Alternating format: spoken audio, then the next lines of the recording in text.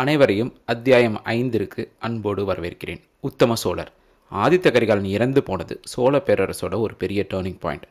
ஆதித்த கரிகாலனை பட்டத்திலவரசர்னு 965 சுந்தர சோழரால் அறிவிக்கப்பட்டாலும் தண்டராதித்தர் மகனான மதுராந்தக தேவர் தான் அடுத்த சோழ அரசராக வரணும்னு ஒரு குரூப் ஆஃப் மக்கள் விருப்பப்பட்டாங்க. இப்போது ஆதித்த கரிகாலன் இறந்ததுக்கு அப்புறம் இந்த குரல்கள் அதிகமாக ஒலிக்க ஆரம்பிச்சுது. சுந்தர சோழர் உயிரோடு இருந்தாலும் அவரோட மனம் ஆதித்த கரிகாலனோட எதிர்பாராத மரணத்தால் ரொம்பவுமே சோர்ந்து போயிருந்தது.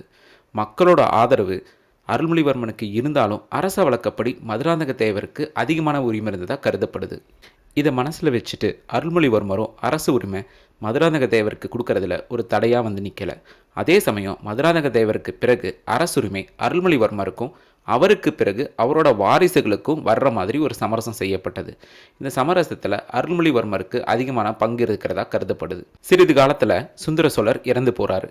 ஸ்வஸ்தி ஸ்ரீ ராஜகேசரி மதுராந்தக உத்தம சோழதேவர். கிபி 970 71 மதுராந்தக தேவர் உத்தம சோழர் பேரில் அரியணை ஏறுறார். இவர் ஆட்சி செய்தது 970 985 வரைக்கும் 15 வருஷம். இந்த காலகட்டத்தில் பெரிய அளவில் படையெடுப்போ போரோ நடந்த மாதிரி வரலாற்று குறிப்புகள் எதுவும் இல்லை. இவருடைய ஆட்சி காலத்தில் போர் நடக்காமல் இருந்ததால் மக்கள் ரொம்பவும் நிம்மதியாக பெரிய தொந்தரவுகள் இல்லாமல் வாழ்ந்தாங்க. அதே சமயம் சோழ பேரரசு வளவிளக்கவும் இல்லை. சோழ படைகளின் தலைவராக அருள்மொழிவர்மர் படைகளையும் கடற்படையும் தயார் பண்ணிட்டு இருந்தார்.